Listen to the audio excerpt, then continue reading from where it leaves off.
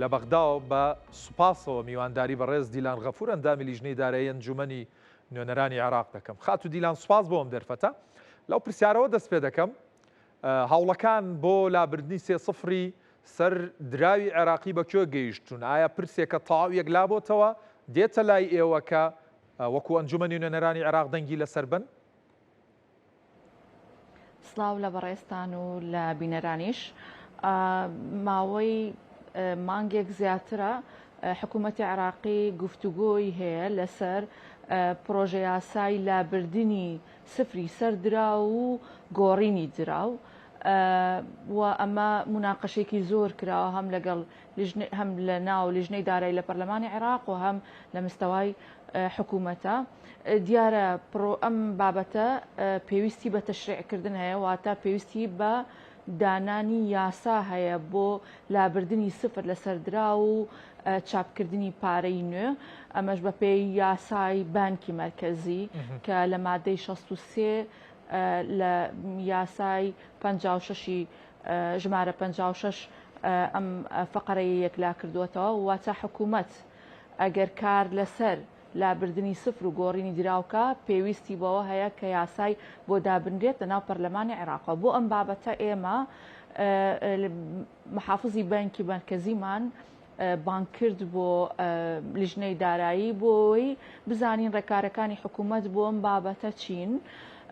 لە ڕاستیدا لە هەموو لە وڵاتانەی کە پەیڕەوی لابردنی سفر کراوە لەسەر دراوەکانیانەوە دواتر دراویان چاپ کردووەتەوە چەندین وڵات هەیە ئەم سیستەمەی پەیڕەو کردووە.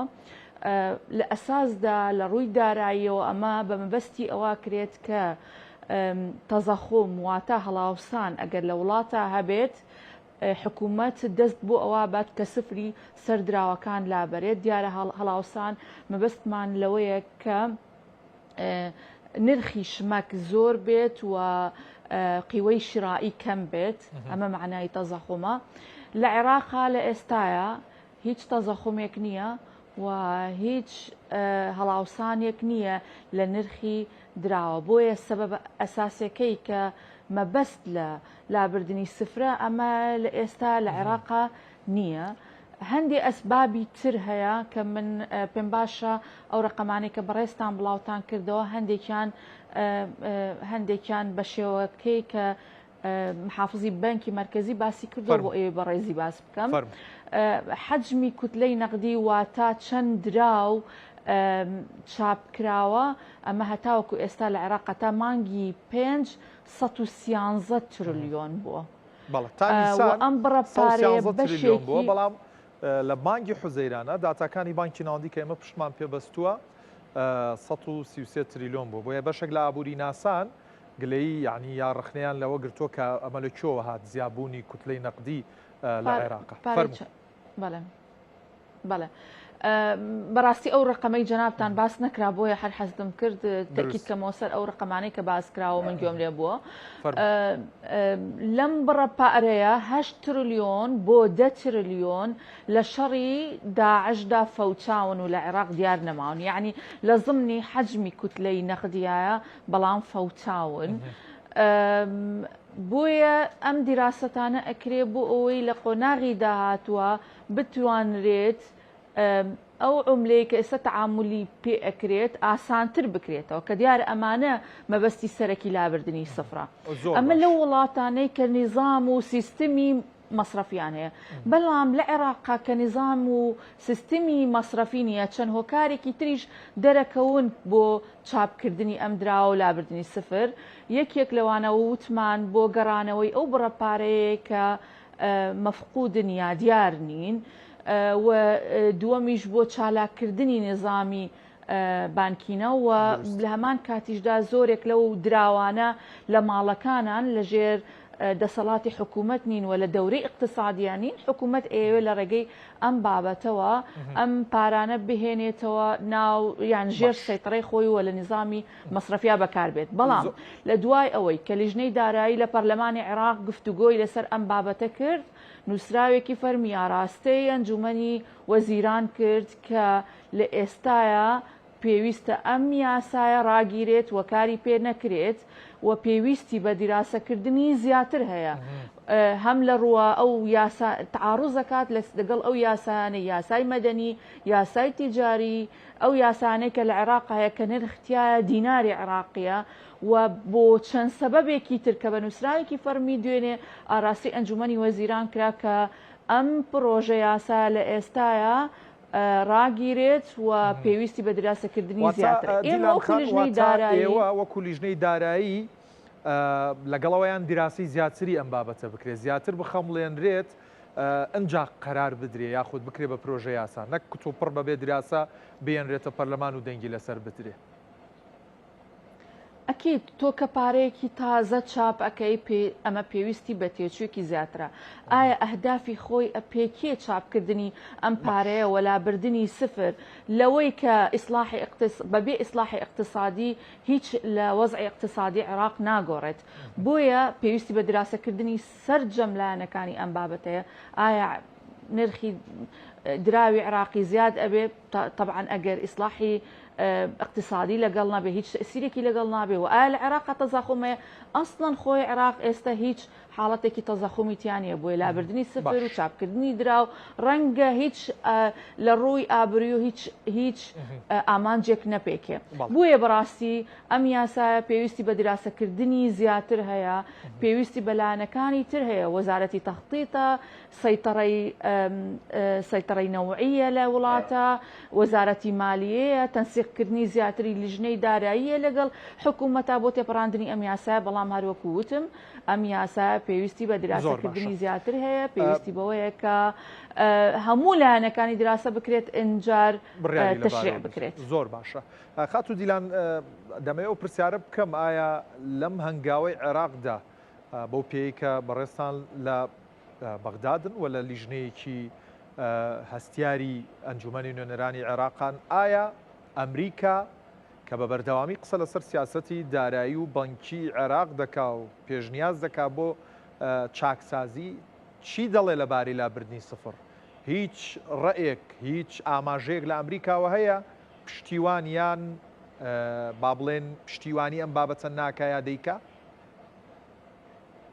بەپی ئەو مناقەشاتانەی کە لە ناو لیژنەی دارایی کراوە و کە ئەستیزافەی هەریەکە لە وەزیری دارایی و محافزی بەنکی مرکزی و وەفدەکانی ئەوانمان کردووە هیچ باسێک لەسەر ئەم باسە تەڕح نەکراوە ئەمریکا داعمێکە یا داعمی ناکە لە ڕاستیە لە ئێستای هیچ بابەتێکی لەم شێوەیە ڕوون نییە لە بەردەستی منە تا بتوانم وەڵامی دروستی ئێوە بدەمەوە حالیان بابەتەکە تەنها مجرد گفتوگۆیە هیچ بڕیارێک نەدراوە لەسەر ئەم بابەتە تا بێتە مەصدەری ئەوەی کە یان دڵەڕاوکێ لە لای هاوڵاتیان و هاونیشتیمانیان دروست بکە هێشتا پرۆژە یاساکە هەر ئەسڵان لە ئەنجومەنی وەزیرانیشە مناقەشەی تەواوی لەسەر نەکراوە و دواتر هەر نهاتوۆتە پڕ بۆیە یعنی ئەمە کاتی زۆر ئەوێت دیراسی زۆر ئەوێت و ئەو کەسانەی ڕەنگە ئەوانەی کە سەیتەڕەیان بەسەر دراوی عێراقیە هەیە و ئێستا پارەی عێراقیان لەلایەن ڕەنگە لە ئێستا ئیش لەسەر ئەوە بکەن لە عقارات بکڕن یا دۆلار بکڕین بەڵام ئێمە هەموو لایەک دڵنیا ئەکەینەوە کە ئەم پرۆژە یاسایە پێویستی بە دراسەکردنی زیاترەیە پێویستی بە کاتەیە وەزارەتی تەخطیت ئەبێ پلانی خۆی ڕوون بێ هەم بە هەمان شێوە سەیتەڕەی نەوعی لە عێراقا ئەبێ کۆنتترۆلی ئەو بابەتانە بکرێت بۆ ئەوەی نرخی هەم دۆلار و هەم لە هەمان کاتە عقارات لە وڵاتە زیاد نەکات بۆیە هەموو لایەک دڵنیاکەینەوە کە هەر بابەتێکی تازە هەبێ ئێمە خەینە ڕوو بەڵام وەکو پرۆژە یاسا لیژنەی دارایی لە پەرلەمانی عێراق داوای ڕاگررتنی ئەو پرۆژە یاسایی کردووە تا دیراسەیەکی زۆر تەواوی ئەکات ئایا لە ڕووی داراییەوە عێراق لە ڕووی ئابووریەوە عێراق لی مستەفی دەبێ بە تەشریعکردنی ئەم یاسایە گۆڕینی درا و لابردنی سفر یانە. دەمەوێت بە دەرفەت ێزانم پرسیاری ئامادەکاریەکانی بودجەی ساڵی 2027 ئاڕاستە بکەم گەیشتونەتە کوێ و پێ دوایە ئەو تەوقیتانی کە باز لەوە دەکەن مانگیدە پرۆژە یاساکە بێتە لای ئێوە دواتر تاوەکو کۆتایی ساڵ پرۆژە یاسا یاخود یاسای بودجەی ساڵی 2027 پەسەند بکرێ ئەم تەوقیتانە چۆن دەبینی ئامادەکاریەکان گەیشتونەتە کوێ و ئایا لابردنی سفر لە دوایی ئەوەشمان پێ بڵێ لابردی سفر هیچ کاریگەریەکی لەسەر ئامادەکاریەکانی بودجەی ساڵی 2027 بێت؟ طبعا وەکو ڕێی خۆم پێم وانە ئەم پرۆژه یاسایە سەر بگرێت لابردنی سفر و گۆڕینی دراو. سەبارەت بە پرسیارەکەی تر کە لەسەر بودجێ بەپێی قانونی ئیدارەی مالی لە مانگی سێوە حکوومەت وەزارەتی مالیە وەزارەتی تەختیت ڕاستپێرێ بۆەوەی پرۆژه یاسای بودجە دابنرێت. لە مانگی سێ ئەم ساڵەوە حکوومەت دەستی کردووە بۆەوەی کە پرۆژەکە دابنات و بڕیارە لە مانگی دەبگاتە پەرلەمان. پرۆژه یاسای ئەم ساڵ جیاواز ئەبێ لە پرۆژە یاسای ساڵانی پێشوو. ئەم جارە دوو پارێزگا وەزارەتێک وەرگیراوە کە نظامی یان سیستمی موازنە ئەگۆڕێت لە بنودەوە بۆ بەرمەجیات واتە ئەدائی ڕێک ئەخرێ لەگەڵ ئەدائی حکومی و سەرفیاتی حکوومەتە. ئەمە هەنگاوێکی تازەیە و کاریش لەسەر ئەوەکەن جیاواز بێ بودجێ ئەم ساڵ لەگەڵ بودجێ ساڵانی ڕابردوو. ئێمە چاوەڕوانین کە حکوومەت پرۆژەکە تەواو بکا و هەر کاتێک بگاتە دەستی پەرلەمان پرۆژه یاساکە وەکو لیژنەی دارایی کاری خۆمانی لەسەرەکەین و ئیش لەسەر ئەوەکەین بە زووترین کات پرۆژه یاسای بودجە تێپەڕێنرێت چونکە بەڕاستی سەرجەم ئەو پرۆژانەی کە لە عێراق هەن وەستێنراون. سەبارەت بۆی ئایا نرخی گۆڕینی دراو لابردنی سفر و گۆڕینی دراو تەسیری لەسەر موازنە ئەبێت ئەمە فترێکی زەمەنی زۆری ئەوێت هەتا پارەکە چاپ بکرێت و هەتا وەکو ئاڵوگۆڕی پێ بکرێت پێم وانییە هیچ تەسیرێکی لەسەر یاسای بودجە هەبێت.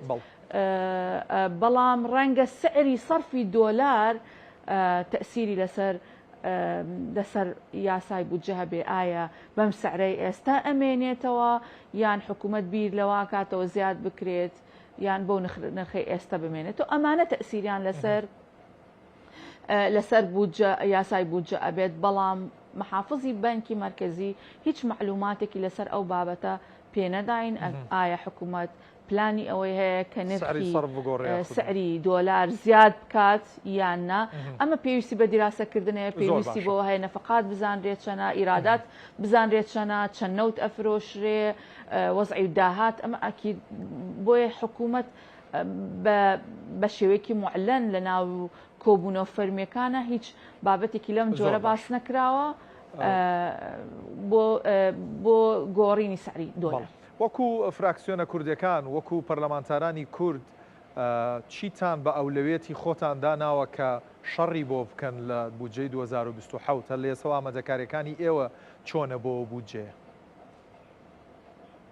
وڵایەک خاڵیکە ئەگەر ئەمێ باسی کەم طبعا لە نەتیجەی گۆڕینی سعری سەرفی دۆلار کە پێشتر 146,000 بوو دواتر بوو بە 132,000 لە نەتیجەی ئەمە عێراق 20 تریلیۆنی زەرەر کردووە. یعنی موازناتی پێشووتر ئەکرا ئەوەندە پارەی لێ قازانج بکرایە ئەگەر سعری سەرفی دۆلاری کەم نەکردایەتەوە وەکو خۆی بمایە.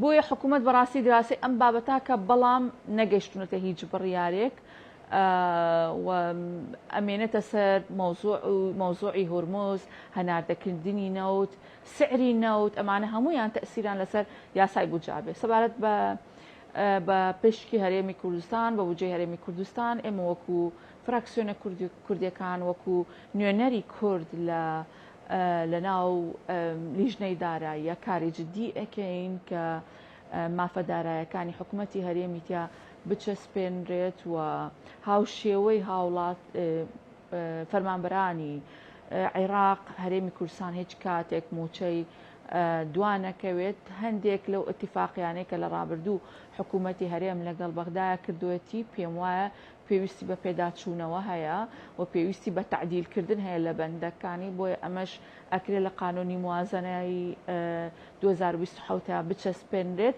بەڵام بەگشتی نیەتی حکوومەت ئەوەیە کە هاوڵاتی و فەرمانبەر و موچەخۆری هەرێمی کوردستان هاوشێوەی پارێزگاکانی تری عێراق لە کاتی خۆیان موچەی خۆیان وەربگرن و ئێمەش هەرچیمان پێ بکرێت بە تەنسیقکردن لەگەڵ حکوومەتی هەرێم لەگەڵ وەزارەتی دارایی لە هەرێمی کوردستان تەنسیقی باشترەکەین بۆی بنوودەکانمان بۆ دەستنیشان بکرێ و بتوانین ئەو مافانەی تیا بچەسپێنین هەتاوەکو ئێستا پرۆژه یاساکە نەگەیشتەوە بە ئێمە هەر کاتێک کە گەیشت و بەندەکانی گفتوگۆی تەواومان لەسەر کە ئەو کاتە توانین بۆ هاوڵاتیان و هاونیشتیمانیانی هەرێمی کوردستانی ڕوون بکەینەوە کە کار لەسەر چ فەقەرەیە بکەین. دیلان غەفور ئەندامی لیژنەی دارایی ئەنجومەنی نوێنەرانی عێراق لە بەغدادەوە سوپاس ماندوومان کردی.